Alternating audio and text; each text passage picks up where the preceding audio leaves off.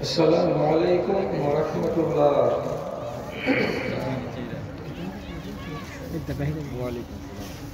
إن الحمد لله نحمده ونستعينه ونستغفره ونعوذ بالله من شرور أنفسنا ومن سيئات أعمالنا.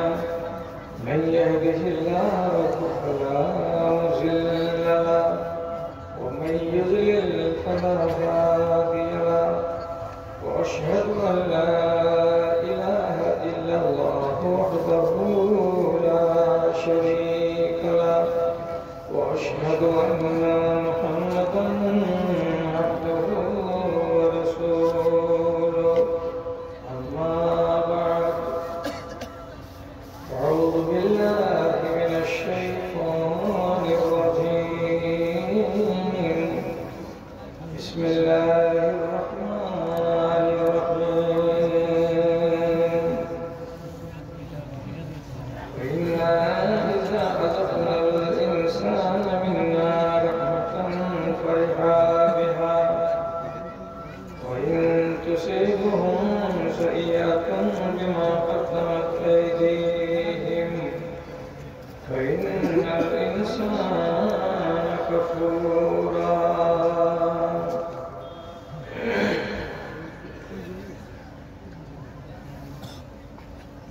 আরাধনা খোদার ছেড়ে হলে তুমি দিশে হারা। আরাধনা খোদার ছেড়ে হলে তুমি দিশে হারা। বন্ধবোকা ভাগ্যহারা পাওনা খুঁজে কাজের ধারা। একবার শুকুনিদিরা পরশ ভুলে কান্না কাটির রক্তর। এদেশ ছেড়ে সে দেশে যেতে কি নিয়েছো তাই বলো, কি নিয়েছো তাই বলো। ধর্ম ভেঙে মর্ম পীড়াই বুকে তুমি মনে রেখো। আসছে মরণ করতে সাবার পিছন ফিরে ওই দেখো। শখের বাজার শান্তি এনে, শখের বাজার শান্তি এনে দিন পুরায় রাত এলো। এদেশ ছেড়ে সে দেশে যেতে কি নিয়েছো তাই বলো, কি নিয়েছো তাই বলো। সৃষ্টিকে নয় স্রষ্টাকে দাও হৃদয় উচ্ছ্বাসন। সুখ লুটাবে পায়ের তলে লব্ধে সিংহাসন, তুমি লব্ধে সিংহাসন। স্বর্গের চাবি ধরিয়ে তোমায়, স্বর্গের চাবি ধরিয়ে তোমায় বলবে খোদা ঘর খোলো। এদেশ ছেড়ে সে দেশ যেতে কি নিয়েছো তাই বলো, কি নিয়েছো তাই বলো। মাননীয় সভাপতি সাহেব, সমবেত এই মাদ্রাসা কেন্দ্রিক পার্শ্ববর্তী সকল গ্রাম থেকে আগত জ্ঞান পিপাসু আমার মুসলিম ভাতৃবৃন্দ এবং আড়ালে অপেক্ষামান স্নেহের মায়েরা এবং বোনেরা, আপনাদের সামনে সূরা শুরা 48 নম্বর আয়াত থেকে আলোচনার বিষয় হিসেবে পড়ে শোনালাম। এই আয়াতের ভিতরে কি আছে? আয়াতের ভিতরে আলোচনা আছে সুখের এবং দুঃখের, হাসির এবং কান্নার।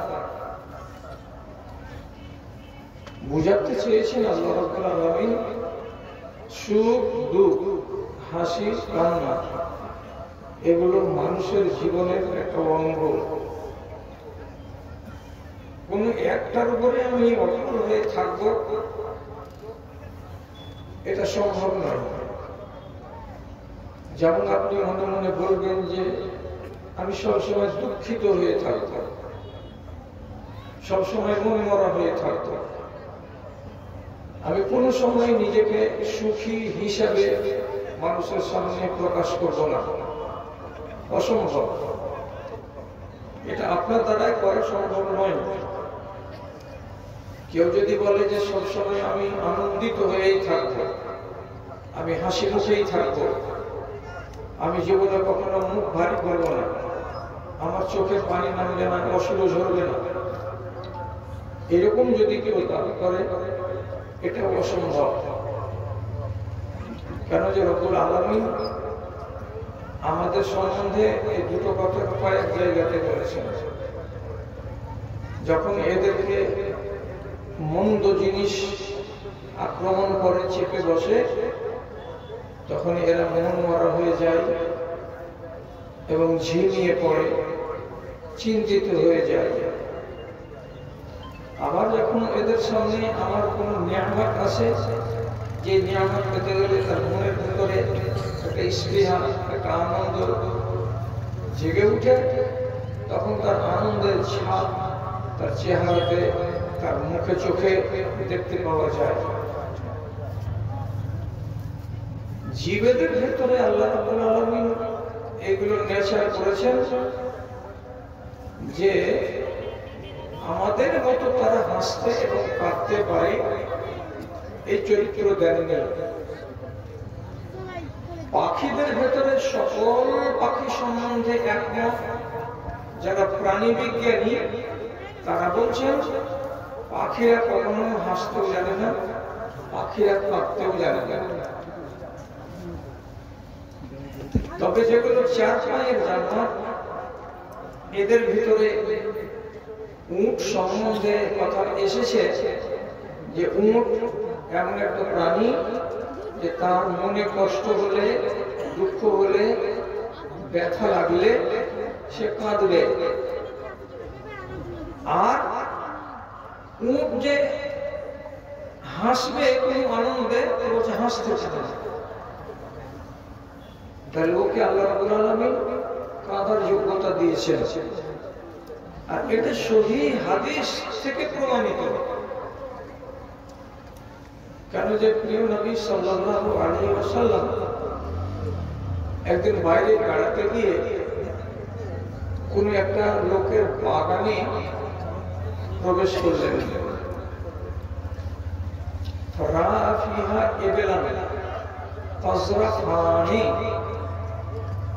দেখছেন ওই বেড়ার ভিতরে একটা উট দাঁড়িয়ে আছে, আর তার দুই চোখ দিয়ে পানি ঝরে ঝরে তার লোমগুলো ভিজে ভিজে নিচু দিকে নেমে আসছে। নবীজি ওই উটটার কাছে এগিয়ে গেলেন। এটা একটা আল্লাহ রাসূলের মুজিজা। যখন কাছে পেছিয়ে গেলেন, তখন ওই উটটা তার নিজের ভাষাতে রাসূলুল্লাহকে বলল যে আমার মালিক আমাকে দিয়ে কাজ বেশি করাই, খাবার দাবারের বিষয়টা ঠিকঠাক করে ভাবে না, ভাবনা চিন্তা করে না। তার মানে খেতে দেয় কম, কাজ করে বেশি।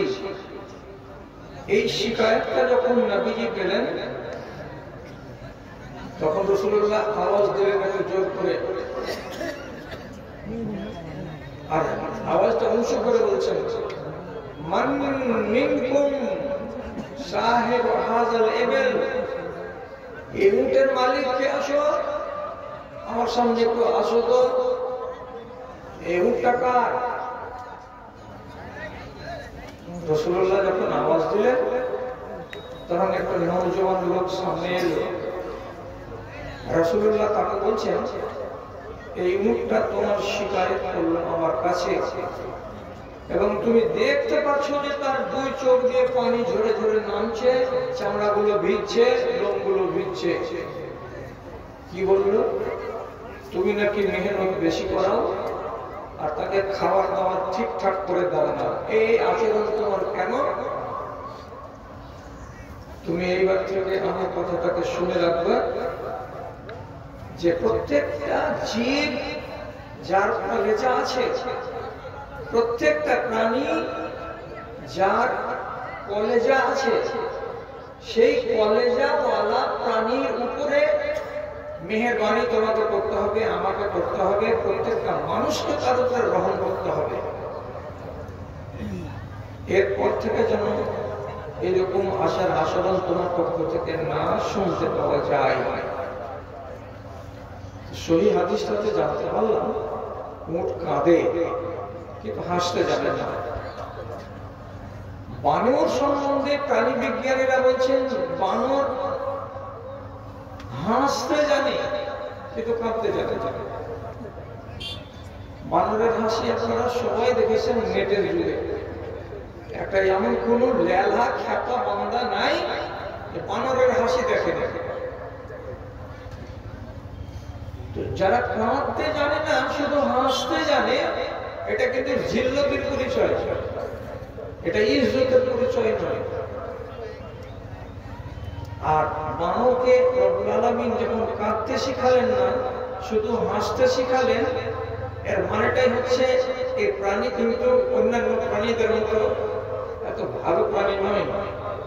এবং মুফাসসিরিনে কেরাম বলছেন আল্লাহ রাব্বুল আলামিন দুটো প্রাণীর নাম ব্যবহার করেছেন কোরআন মাজিদে ৩-৪ জায়গাতে, যে এদেরকে রব্বুল আলামিন ভালো প্রাণী হিসেবে পয়দা করেননি বলে বিগত দিনের উম্মতগুলোকে যখন শাস্তি দিয়েছেন, তো মানুষের চেহারাকে পাল্টিয়ে বিকৃতি যখন করে দিয়েছেন রব্বুল আলামিন, তখন কার চেহারা দিয়েছেন তাদেরকে? তো কোরআন বলছে জাআলা মিনহুম কিরাদাতান ওয়াল খানাজিরা। ওই আগেকার উম্মতকে যখন রব্বুল আলামিন শাস্তি দিয়েছেন, তো শাস্তি তারা পায় যারা নির্লজ্জ, তারা পায় যারা বেহায়া, তারা পায় যারা নাফরমান, তারা পায় যারা আল্লাহর অবাধ্য, তারা সাজা পায়। তো অবাধ্য, অসভ্য এবং আল্লাহর নাফরমান এই বদচরণের মানুষগুলোকে যখন রব্বুল আলামিন শাস্তি দিলেন, তো শাস্তি দিলেন তো নিকৃষ্ট জানোয়ারের সাথে তাদেরকে চেহারা পরিবর্তন করে শাস্তি দিলেন। দিয়ে বলছেন আমি কাউকে শুয়োর বানিয়ে দিয়েছি, আবার কাউকে আমি বানর বানিয়ে দিয়েছি। কেন যে এই দুই প্রাণী হচ্ছে কি লজ্জিত, লাঞ্ছিত, এই প্রাণী দুটো ভালো নয়। আর তার ভেতরে একটা কথা যোগ হলো কি, প্রাণী যারা বিজ্ঞানী তাদের কাছ থেকে বানর শুধু হাসতে জানে কিন্তু বানর কোনোদিন কাঁদতে জানে না। আমরা মানুষ, আমরা হাসতে জানি, আমরা কাঁদতে জানি। আমাদের দুঃখ অনুভূত হয়, আমাদের সুখ অনুভূত হয়। এগুলো আমরা নিজের চোখে দেখেছি, দেখিয়েছি, বুঝেছি, লোককে বুঝিয়েছি। রাসূলুল্লাহর জীবনী থেকে টেনে এনে আপনাকে শোনাচ্ছি, বুঝতে পারবেন রাসূল জীবনে খুশি হয়েছেন। আবার তার জীবনী থেকে প্রমাণ পাবো যে রাসূলুল্লাহ জীবনে দুঃখিত হয়েছেন। স্বয়ং আল্লাহ রাব্বুল আলামিন তার নিজের ব্যাপারে খবর দিয়েছেন হাদিসে কুদসিতে, তিনিও খুশি হন, তিনিও আনন্দিত হন, তিনিও হাসেন। কিন্তু আল্লাহ রাব্বুল আলামিনের এই উল্টো সিফাতটা, গুণটা, যে আল্লাহ কাঁদেন, এটা না। আল্লাহ তাআলা দুঃখিত হন, এটা কথা নাই। কোন মানুষ যেন এই কথাটা নিজের মগজে না তুলে নেই যে আল্লাহ যেমন হাসেন, আল্লাহকে যেমন খুশি হয়, তেমনি আল্লাহকে কাঁদবেন, এবং তেমনি আল্লাহ রাব্বুল আলামিনকে দুঃখ হয়। এটা কথাই তো স্বাভাবিক। কিন্তু আপনাকে জোর করে বলছি, আল্লাহ রাব্বুল আলামিনের কথা যখন ভাববেন, তখন শুধু এটাই ভাববেন যে রব্বুল আলামিন হাসেন এবং রব্বুল আলামিন আনন্দিত হন।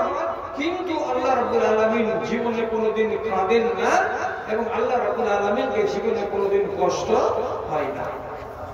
একটা ভাবনা হয়ে গেল। রাসূলুল্লাহকে দুটোই হয়েছে। রাসূলুল্লাহ আনন্দ করেছেন, ব্যথিত হয়েছেন। রাসূলুল্লাহ হেসেছেন, রাসূলুল্লাহ কেঁদেছেন। আমরা সাধারণ মানুষ, আমরা কখনো দরকার পড়ে যায় তখন আমরা হাসি, কখনো আমাদের যখন দরকার পড়ে তখন আমরা কাঁদি। আমরা দুটোই করতে অভ্যস্ত। আমি একটা আপনাকে দেখাই, রাসূলুল্লাহ সাল্লাল্লাহু আলাইহি ওয়াসাল্লাম দুঃখিত হয়েছেন, মন ভারী হয়ে গেছে, চিন্তিত হয়ে গেছেন, এরকম একটা নজির খেয়াল করুন কথার দিকে। রাসূলুল্লাহ যেদিন 3, 4, 5, 6, 7, 8 বছর ধরে নূর পর্বতে হেরা গুহায় ধ্যান করে একদিন জিবরিলের কাছ থেকে প্রথম ওহী পেলেন, তিনি জিবরিলকে চিনতেন না। মানুষের সুরাত নিয়ে জিবরিল এলেন, আসার পরে রাসূলুল্লাহকে ইকরা বিসমি রাব্বিকাল্লাযী খালাক খালাকাল ইনসানা মিন আলাক ইকরা ওয়া রাব্বুকাল আকরাম আল্লাযী আল্লামা বিল কলম আল্লামাল ইনসানা মা লাম ইয়ালাম। এই কথাটিকে প্রথম শোনালেন, কিন্তু শোনাবার আগে রাসূলুল্লাহকে এইভাবে 2 হাত দিয়ে ধরে জুত করে দিলেন, বুকের সঙ্গে চেপে জাপটিয়ে ধরে যখন জোরে চেপে দিলেন, নবীজি নিজে বলছেন হাত্তা বালাগা মিন্নিল জুহদ, মনে হলো দম বেরিয়ে যাবে। 3 বার করলেন, তারপরে এই আয়াতটি দিলেন। জিবরিল চলে গেলেন, নবীজি গুহা থেকে নিচে নেমে দৌড় লাগালেন। 7 কিলোমিটার দৌড়ে নিজের স্ত্রীর কাছে ঢুকতে ঢুকতে আওয়াজ দিয়ে বলছেন জাম্মিলুনি জাম্মিলুনি, আমাকে কম্বল চাপা দাও, আমাকে কম্বল চাপা দাও। হযরতে খাদিজা কম্বল চাপা দিলেন।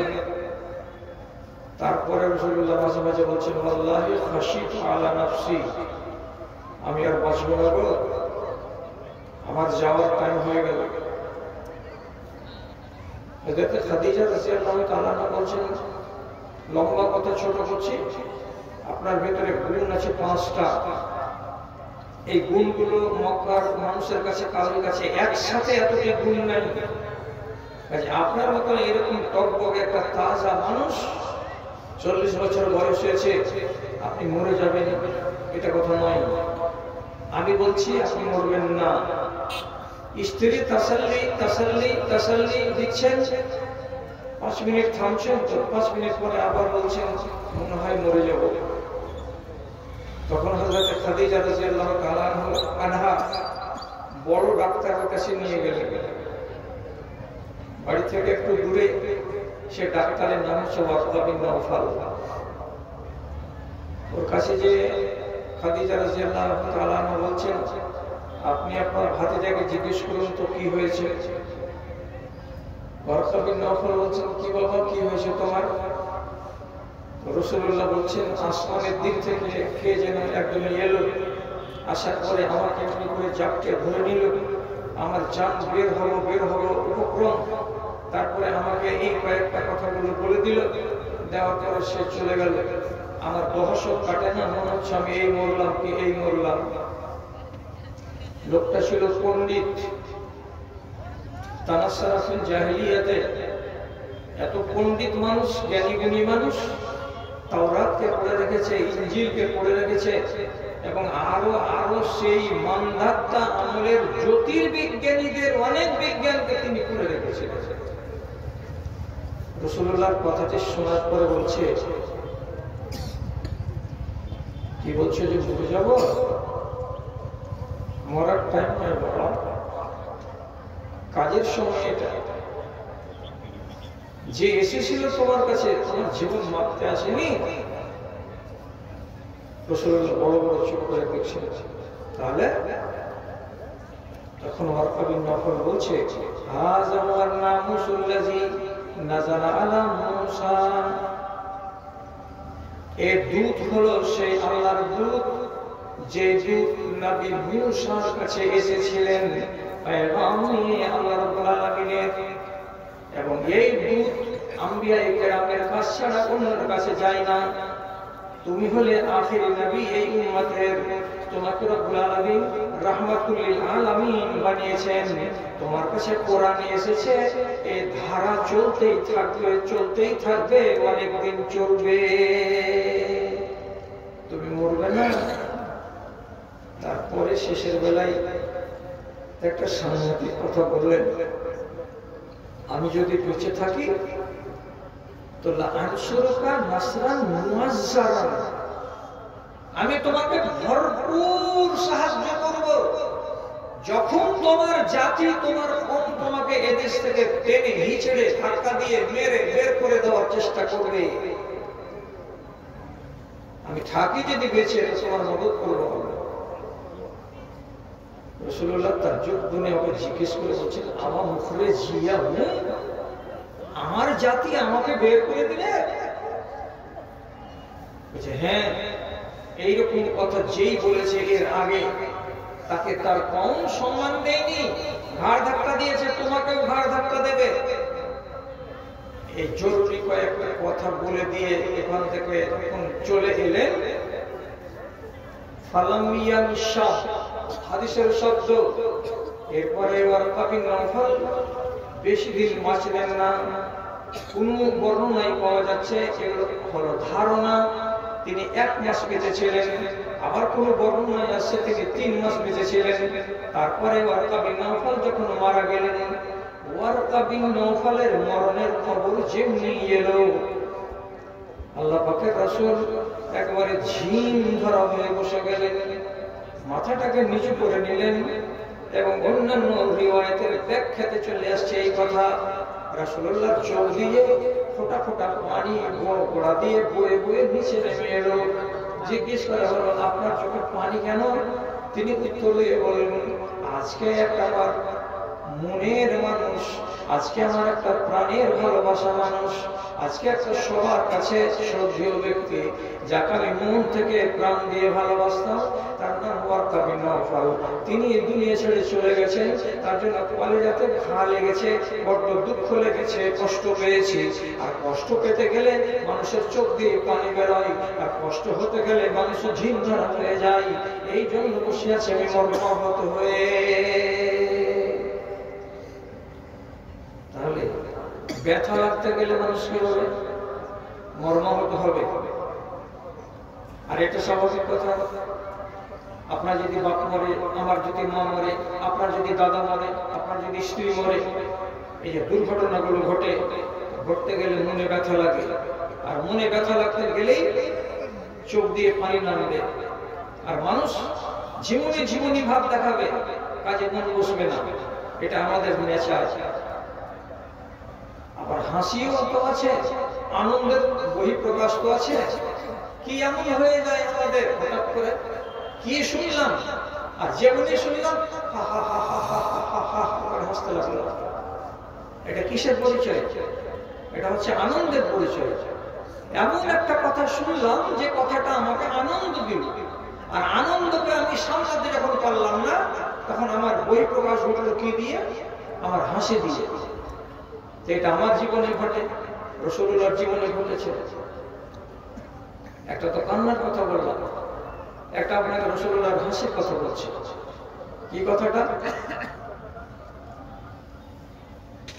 মদিনাতে একটা সাহাবী ছিল, তার নাম নুআইমান। এই সাহাবীটাকে আজকালকার জামানার যারা ধারাভাষ্যকার তারা বলছে বলাটা কিন্তু ঠিক নয়। ওরা বলছে কমেডিয়ান সাহাবী। কমেডিয়ান সাহাবীর মানে কি? সোজা তর্জমা হলো রসিক সাহাবী, যে সাহাবীটা সবসময় মানুষকে হাসাতো, হাসিয়ে রাখতো মানুষকে। আবার রব্বুল আলামিন, আমি যদি বেশি বলে দিই তো আল্লাহ তুমি আমাকে মাফ দিও, সাহাবীটা মদ পান করতো যখন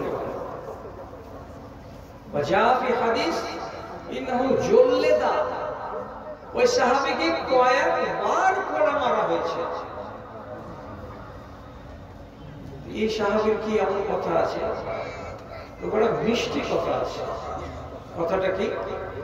হযরত আবু বকর সিদ্দিক এবং এই নুআইমান আর একজন সাহাবী, তার নাম হলো সুয়াইব।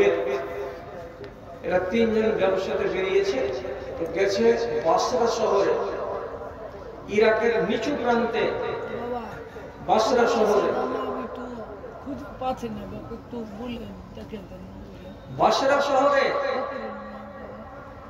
বাসরা শহরে গেছে তো তিনজন লোক। আবু বকর সিদ্দিক কোন কাজের জন্য বাইরে গেছে, কাকে খুঁজছো তুমি? বাচ্চা মেয়ে বাবা, আমার মেয়ে কোথায় ছিল? এই মেলাতে এসেছে। মেলাতে? তুমি কি করতে এসেছিলে? চাইতে তো চাইতে গেলে তো তোমার কাছ থেকে মেয়েটা গেল কোনখানে? আর মার কাছে ছিল যে না, এবার খেলতে খেলতে ফুটবল খেলছে। তো ঘুমিয়ে আছো তুমি, ওখানে দেখো। মাইকের আবার ওর কাছেও যাবে না, কোনো লোকের কাছেও যাবে না। তুমি বাচ্চাটাকে ওইখানে আশেপাশে দেখো যাবে। আমি কেমন করে ঘুরে দিব রে বাপ? মাকে বলি, ওই তো মাইকে বলে দিলাম যে একটা বাচ্চা হারিয়ে গেছে, বেটি ছেলে বাচ্চা, কেউ পেয়ে থাকে তো দিয়ে দাও। যাও।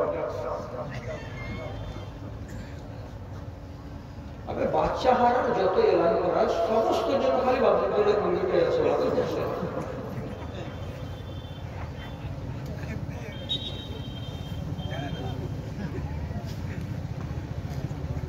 তো বিদেশের মাটিতে আবু বকর সিদ্দিক একটি কাজের জন্য বাইরে গেছেন। এমন সময় নুআইমান সাহাবী সুয়াইবের সাথীকে বলছে, এই খানা দাও তো, খিদে লেগেছে। যা খানা আছে দাও, খেজুর থাকে, রুটি থাকে, ছাতু থাকে, দাও। তো না দিতে পারবো না, মালিক যতক্ষণ পর্যন্ত না আসবে ততক্ষণ আমি এক দানা দিতে পারবো না। যা পাবা, যা দিবে, মালিককে আসতে দাও, উনি দিবেন, তারপরে তুমি খাবে। তো নুআইমান বলছে, খাবার জিনিসের তুই এতক্ষণ আইন কানুন দেখেছিস? যা পারবি এখন দিয়ে দে। না আমি দিব না, মালিকের অর্ডার ছাড়া আমি দিব না। দুজনদের কথা কাটাকাটি হয়ে গেল। সাথে সাথে তখন নুআইমান বলছে, আচ্ছা ঠিক আছে, তোকে একটু স্বাদ যদি না শেখাই আর ঢং না ধরাই, তাহলে তুই শিক্ষা পাবি না জীবনে। তোকে ঢং ধরিয়ে দিচ্ছে আজকে আমি খাওয়া। ওখান থেকে চলে গেল একটা ছোট্ট খাট্ট বাজারের কাছে। আর বাজারের কাছে যে একটা লোককে যে বলছে, ভাই আপনাদের ভেতরে এমন কোনো লোক আছেন, এমন কোনো মানুষ আছেন? খালালেস আরবি, আরবি মানে আরব দেশের, রং সাদা, দেখতে সুন্দর, টকবকে চেহারা এবং ফুর্তি কাজে এরকম একটা গোলাম কেউ কিনে নেবেন? লোকেরা বলছে, গোলাম তো কোনোদিন আরবের হয় না, যদি আরবি গোলাম হয় তাহলে তো আরো ভালো, এটাকে কিনে নিব আমরা। ওইখানে একটা লোকের সাথে কথা হচ্ছে, কত দাম নিবা? তো বলছে, আশারা তো খালা এসা, তোমাদের মধ্যে যেগুলো ভালো মুখ, 10টা মুখ লাগবে, 10টা মুখ পেলে আমি আমার চাকরকে বিক্রি করে দেবো। রাজি তো? কথা হয়ে গেল। এখানে আছে ওরা বসে নাস্তার কাছে, আবু বকর আছেন আর এক জায়গায়, আর এদিকের বাজারে গিয়ে দাম দর করে 10টা মুখের বিনিময়ে চাকরকে বিক্রি করা হয়ে গেল। এবার এই লোকটাকে আসলে চাকর নয়, এই লোকটা কি দাসীর মধ্যে পড়ে? দাস নয়, স্বাধীন মানুষ। ওকে দাস বানিয়ে দিয়ে ওখানে 10টা মুখের বিনিময়ে বিক্রি করে দিল। আবার বলছে, শোনো, তোমরা যখন আমার চাকরটার কাছে যাবে, তখন চাকরটা কিন্তু বড় হুঁশিয়ার, আগেই বলবে আমি দাস নই রে বাবা, আমি হলাম স্বাধীন মানুষ, আমাকে গোলাম মনে করিও না। কথায় তোমরা কান দিবে না, কিন্তু যতই চাচাবে কান দিতে হবে না। ওরা এলো, আসার পরে, এই তোমার নাম কি? বলছে, আমার নাম সোয়াইব। ঠিক আছে, উঠো উঠো। কোথায় উঠে যাবো? বলছে, আমরা তোমাকে কিনে নিয়েছি, তুমি একটা গোলাম।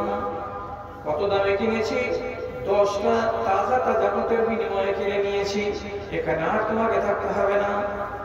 সোয়াইব চিৎকার করে বলছে, আরে আল্লাহর কসম, আমি তোমাদেরকে বলছি আমি দাস নই, আমি একটা স্বাধীন মানুষ। আমার সাথে আবু বকর আছেন এবং আমার সাথে আমার আর একটা সাথী আছে, আমি কসম খেয়ে বলছি আমি দাস নই বাবারে, আমি দাস নই। বলছে, ওটা আগে খবর পেয়েছি, তোমাকে দাস বলতে গেলে তুমি বলবে কি যে আমি দাস নই, আমি স্বাধীন মানুষ। ওটা আমাদেরকে খবর আগেই দিয়ে দিয়েছে, তো মিলে যাচ্ছে কথাতে। অতএব উঠো। যখন উঠে না, তোমার হাতে হ্যান্ডকাপ দড়ি লাগিয়ে দিয়ে তারপরে জোর জবরদস্তি করে এরা 3 লোক টেনে নিয়ে যায় বাজার করে পৌঁছে গেছে। গন্ডগোল হয়ে গেল। আবু বকর সিদ্দিক এলেন, আসার পরে বলছেন সুহাইব কই? তুমি বাজারে এখানে, ওখানে কেন গেল? চলেন আপনি ওখানে দেখি। এটা আর বলেন না যে ঘটনা কি আমি ঘটিয়ে দিয়েছি। আবু বকর সিদ্দিককে নিয়ে গিয়ে ওই বাজারে যেমনি গেছে, কিছু বেচারি হাওয়া করে কেঁদে বলছিল আমাকে বেঁচে দিয়েছে। কে বেছিল? যে তো এই লোকটা বেছিল। আবু বকর খিট খিট খিট খিট করে হাসছে, বলছে তুমি একে বেঁচেছো? হ্যাঁ বেঁচেছি। কি বলে বেঁচেছ? বলছে এটা একটা গোলাম, আরবি গোলাম, একে বিক্রি করেছে 10 টাকার বিনিময়ে। আবু বকর সিদ্দিক অনেক লোক চেনে, উনি তখন ওদের সামনে ছোট্ট করে একটা খালি কথা বললেন, কি আল্লাহর প্রশংসা করি এবং দরুদ পড়ি নবী সাল্লাল্লাহু আলাইহি সাল্লামের উপরে। আপনাদেরকে আমি বলছি এই লোকটা হলো অত্যন্ত রসিক, এই মানুষটা হলো অত্যন্ত কমেডিয়ান লোক, খেয়ালের লোক। কাজে এর কথায় আপনারা বিশ্বাস করিয়েন না। এটা আমার সাথী, ইও স্বাধীন আর ইও হলো স্বাধীন। এই রসিকতা করতে গিয়ে, মজা করতে গিয়ে এত দূর এগিয়ে গেছে যে তাকে গোলাম বানিয়ে আপনাদের কাছে বিক্রি করে দিয়েছে। আপনারা আপনাদের মুক্তিকে রেখেলেন আর এই ছেলেটাকে ছেড়ে দেন। এরা হাসতে হাসতে বলে, আচ্ছা সালাম লোকের লোকজি, একটা মানুষকে ছেড়ে এরকম বিক্রি করে দেয়। ছুটিয়ে নিয়ে এলো, ব্যবসা শেষ করার পরে মদিনা এসে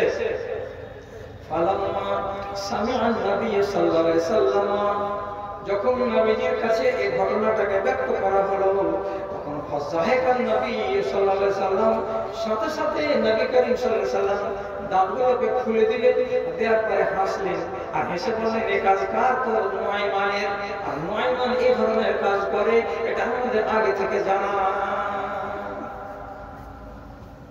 কিছু একটা ঘটনা এমন ঘটলো যে ঘটনাটাকে শুনে জেনে আপনার ভেতরে একটা আবেগ তৈরি হলো, আপনি আনন্দ পেলেন, আপনি হাসলেন।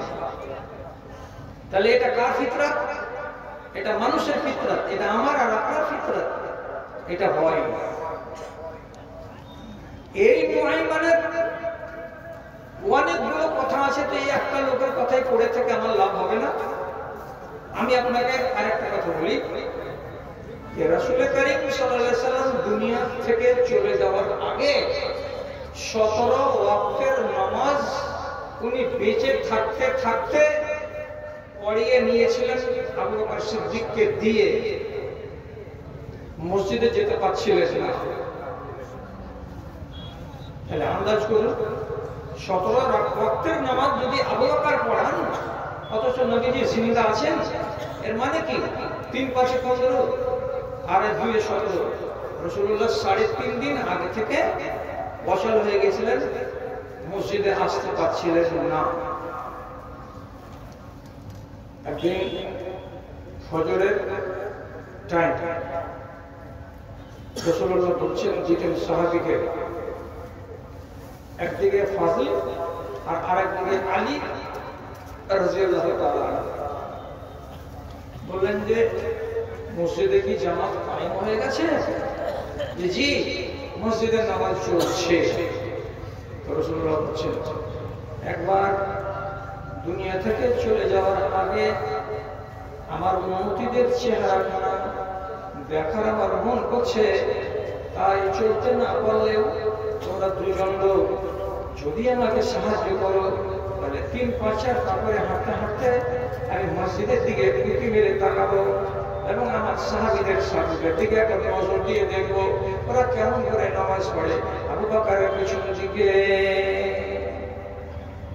হাদিসটা কি বলছে? খারাজান নবী সাল্লাল্লাহু আলাইহি সাল্লাম ইয়াতাহাদা বাইনা রাজুলাইনি, দুজন মানুষের কাঁধে একদিকে ডান হাত আর আরেকজনের কাঁধে বাম হাত দিয়ে হাঁটছেন। তো পাগুলো ধাপ তুলে তুলে এগোতে পারছেন না। পাগুলো ধাপ যদি উঠছে তো অর্ধেকটার বেশি ইচ্ছা ছাড়াচ্ছে, জমিনে লেগে যাচ্ছে। যেমন প্যারালাইসিস হয়ে গেলে কোনো মানুষ পাগুলোকে তুলে ফেলতে পারে না, ঠিক নবী করিম ওই রকম করে পাগুলোকে ছেঁচড়াতে দুজনের কাঁধে ভর দিয়ে মসজিদে নববীর বাইরের দিকে এলেন। দেখছেন তো 3-4টা লাইন মুসল্লিদের, সাহাবায়ে কেরামদের। আবু আবু বকর সিদ্দিক রাদিয়াল্লাহু তাআলা আনহুর পিছন দিকে ইমামতিতে দাঁড়িয়ে আছেন। কোনো ঝামেলা নাই, কোনো অসুবিধা নাই, কাউরি আপত্তি নাই। রাসূল যখন বেরিয়ে এসেছেন, উনকি মেরেছে, তখন আবু বকর সিদ্দিক মনে করছেন আমি সরে যাব, রাসূলুল্লাহকে এই জায়গাতে নিয়ে আসবো, তিনি ইমামতি করবেন। তিনি ঘটবার জন্য ব্যবস্থা করছেন। সাহাবায়ে কেরাম নিজেরা মনে মনে নামাজের হালাতে যতটুকু তাকানো যায় ততটুকু সীমানাকে পার করে দিয়ে, সুতরাং আগে দেখা যাবে না, ডানে দেখা যাবে না, বামে দেখা যাবে না, তথাপি নামাজের হালাতে সীমাকে লঙ্ঘন করে দিয়ে প্রত্যেকটা সাহাবী আবু বকর সিদ্দিকের পিছন দিকে তেলাওয়াত শুনবেন কি নবীজির চেহারার দিকে তাকাচ্ছেন।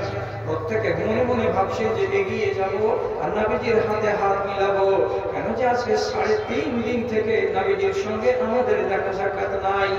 আল্লাহ পাকের রাসূল ওই হালাতে আবু বকরের দিকে হাত তুলে ইশারা করে বলছেন আলা মাকানিকা ওয়া ফি রিওয়ায়াতিন আলা মাকানিকুম, তোমরা তোমাদের নিজের নিজের জায়গাতেই থাকো, একজন নিজের জায়গা থেকে সরবে না। আবু বকর তুমি তোমার জায়গায় থাকো, মুসাল্লিরা তোমরা তোমাদের নিজের জায়গাতে থাকো। আমি তোমাদেরকে এক নজর দেখতে এসেছিলাম যে আমার উম্মতিরা শান্ত মনে প্রশান্ত চিত্তে তারা আবু বকরের পিছন দিকে নামাজ পড়ে কি পড়ে না। দেখলাম তো মনটা জুড়িয়ে গেল। মনটা যখন জুড়ালো তখন আদমার মানুষটার চেহারাতে মুচকি হাসি চলে এলো। হাদিস সহিহ বলছে কি কান্নাবাজি হলো ওয়ারাকাতুন মুসহাফিন, কোরআন মাজিদের যেমন ছোট ছোট পাতাগুলো হয়, পাতাগুলো যেমন ঝকঝক করে কোনো তাতে ময়লা ঝয়লা থাকে না, তো মুসাহাফের পাতা কোরআনের পাতা যেমন টকটকে হয়, তেমনি রাসূলুল্লাহর চেহারাটা মনে হচ্ছে একবারে টকটকে চেহারা, ধপধপে চেহারা, কোনো দাগ নাই, কোনো ধাপ্পা নাই, আনন্দের জ্বালায় উল্লাসের জ্বালায় নবীর চেহারা নূরে পরিপূর্ণ হয়ে গেছে। কিসের খুশি পেলেন? খুশিটা এই, আমি যে নামাজ পড়াই না, তো কিছু লোক কি বাইরে গিয়ে মোল্লাই করছে যে হ্যাঁ রোজ রোজ আবু বকরের পিছন দিকে নামাজ পড়বো না, এরকম কি হচ্ছে? মানুষেরা কি কোনো আপত্তি করেছে, আপত্তি তুলেছে? আপত্তি তো তুলেনি। তো সবাই শান্ত মনে আমার অবর্তমানে আবু বকর সিদ্দিকের পিছন দিকে সেই ফরমাবরদারি দেখাচ্ছে, আমার পিছন দিকে যে ফরমাবরদারি তারা দেখাতো, এটা তো বড় আনন্দের বিষয়। রাসূলুল্লাহ এটা দেখে নিজের খুশিকে সামলাতে পারলেন না, চেহারাতে যখন সেই আবেগটা ধরা পড়লো, তো যিনি দেখেছেন তিনি বলছেন কি আমাকে মনে হচ্ছে রাসূলুল্লাহর চেহারাটা কোরআন মাজিদের একখানা স্পষ্ট পাতার মতো উজ্জ্বল, এখানে কোনো কালো দাগ বা ধাপ্পা নাই। এটা কিসের লক্ষণ? আনন্দের লক্ষণ। মনে খুশি হলো বলে এটা আনন্দ প্রকাশ করলেন। আর কি শিখবেন আপনি? শিখেন, শিখার অনেক কিছু জিনিস আছে এবং কবর পর্যন্ত আপনি শিখলে শিখতে পারবেন। শরীয়তের জ্ঞান এত প্রচুর এবং এত সম্প্রসারিত, শিখার শেষ নেই। রাসূলুল্লাহ নবী হওয়ার পর একবার বেড়াতে গেছিলেন মদিনা। তো মদিনা থেকে ঐতিহাসিক বর্ণনা মতে 120 কিলোমিটার দক্ষিণ, আবার কাউরি কাউরি মতে সেটা সমূলে 90 কিলোমিটার। এগুলো আমি নিজে মেপে দেখিনি, মাইলস্টোন যা বলছে সেই অনুযায়ী বলছি যে মদিনা মসজিদ থেকে দক্ষিণ দিকে আনুমানিক 100 কিলোমিটার দূরে একটি জায়গা আছে, জায়গাটার নাম আবুয়া। জায়গাটার নাম আবুয়া। এই জায়গাতে রাসূলুল্লাহ 6 বছর বয়সে মায়ের সাথে এবং বাঁদির সাথে একবার এখানে হাজির হয়েছিলেন। আর এই আবুয়া নামক স্থানেই রাসূলুল্লাহর মা আমিনা মারা গেছে। মরবার কালে রাসূলুল্লাহ পাশে খেলাধুলা করছিলেন, 6 বছরের বালক। 10 বার করে মনে ডাকছে ধনরে আমার চোখের মনি কলেজের টুকরা, হে মোহাম্মদ সাল্লাল্লাহু আলাইহি ওয়াসাল্লাম, আমার কাছে আয়, আমার যাওয়ার সময় হলো, আমি তোকে এক নজর দেখে নিই। তোর জন্মের 6 মাস আগে বাপ চলে গেছে, তাকে চোখে দেখিসনি, আমি তোকে ছায়া দিয়ে পালক দিয়ে ঢেকে লালিত পালিত করছিলাম, তুই আমার এমন ধনের গুণ, সেদিন তোকে জন্ম দিই, সেদিন আমি একটা আশ্চর্য জিনিস দেখেছিলাম। কি দেখেছিলাম? রাইতো পশুরা সামনে জন্ম দিচ্ছি, তো জন্ম দেওয়ার কালে দেখতে পাচ্ছি যে এখানে বসে আছে আমি মক্কায়, আমার বাড়ি থেকে 15 দিনের রাস্তা, সিরিয়ার বিল্ডিং গুলো ঝকঝক ঝকঝক করছে, দূর থেকে যেমন দেখা যায় বাড়ি ঘরগুলো বিল্ডিং গুলো, ঠিক আমি অত দূর থেকে দেখতে পাচ্ছি। এমন একটা আলো বের হলো আমার ঘর থেকে, রে এই আলো তো তুই যে একটা আজব ছেলে, তার লক্ষণ আমি তোকে পেটে যখন ধারণ করি তখনও জেনেছি, এবং পেট থেকে যখন তুই ভূমিষ্ঠ হলে দুনিয়াতে আলি তখনও আমি দেখেছি। এবং আলেম ওলামা আমার সাথে লড়ালড়ি করিয়েন না, আমি নির্ভরযোগ্য সূত্র হাদিস নয়, ইতিহাস থেকে বলছি, যেগুলো নামি নামি ইতিহাস, যেমন সিয়ার আলামিন নুবালা, যেমন সিরাতে ইবনে হিশাম, এই সমস্ত নির্ভরযোগ্য ইতিহাসের লেখক বলছেন যে আমি যখন বাচ্চাটাকে ভূমিষ্ঠ করলাম, বাচ্চাটার একটা নাম হবে, আর বাচ্চাটা যে পয়দা করেছি তো বাচ্চাটাকে তো একটু ধরবে। তো আমার পাশে আমি 2 জন মহিলার আওয়াজ পাচ্ছি, 2 জন মহিলা একজন আর একজনের নাম ধরে ডেকে বলছে। তো তাতে থেকে আমি শুনতে পেলাম যে একজন মহিলা নিজের নাম বলছে মারিয়াম। এ কোন মারিয়াম? এটা কি ঈসা নবীর মা মারিয়াম না কোথাকার মারিয়াম আমি জানি না। এরা দুজনে কথা বলা বলি করছে আর বলছে বাচ্চা তো হয়ে গেল, তো বাচ্চার নাম কি হবে? তো ওরা নিজেরা বাচ্চাটাকে নাড়াচাড়া করছে আর বলছে মুহাম্মদ, মুহাম্মদ, বাচ্চাটার নাম মুহাম্মদ। মুহাম্মদ নামটা নবীজির আগে আরবের দেশে, আরবের মাটিতে, মক্কা শহরে, মদিনার শহরে, ডানে আর বামে কোন জায়গাতে আছিল বলে কোন ইতিহাস প্রমাণ করে না যে আরবরা জানে যে মুহাম্মদ বলে কোন নাম হয়। আমি তো সেদিনই ভাবলাম ছেলের নাম হবে কি মুহাম্মদ সাল্লাল্লাহু আলাইহি ওয়াসাল্লাম। দাদাজি আব্দুল মুত্তালিব সেও নিজে বলছে কি আজব ছেলে। প্রসূতির ঘরে গিয়ে দাদা ডেকে কয়, চাঁদন ছেলেটিরে দেখাও না আমায়, এ শিশু মহান হবে বলে আমিনার ঘরে আজ কার আগমন, খুশিতে দোল খায় আকাশ ভুবন, লাতনা তার গড়াগড়ি যায়, ও বলো কেঁদে বলে যাবো রে কোথায়, যাবো রে কোথায়, উঠেছে দিনের রবি ছুটে যে কিরণ, আমিনার ঘরে আজ কার আগমন, খুশিতে দোল খায় আকাশ ভুবন। সহি হাদিস আছে, বলার টাইম নেই। কথা হলো এই যে মা আমিনা যে বারবার করে রাসূলুল্লাহকে ডাকছেন, তো বাচ্চা মানুষ বুঝতে পারছেন না, ওই হালাতে আমিনার মরণ হয়ে গেল ওই আবু নামক জায়গায়। ওকে চালাক বাঁধি মরা মানুষকে উঠে করে ওইখান থেকে একবারে মক্কা পর্যন্ত নিয়ে এসে, আজব কথা, ঝগড়া করে কি করবে? ওখান থেকে তাকে মক্কা পর্যন্ত নিয়ে এসে জান্নাতুল মুআল্লাতে দাফন করা হয়েছে, ওখানে দাফন করা হয়নি। কিন্তু যেটা সঠিক সেটাই আমি বলছি, ওখানেই তাকে দাফন করা হয়েছে। যাই হোক, নবী হওয়ার পরে রাসূলুল্লাহ গেলেন, সাথে ছিল এক জামাত সাহাবী।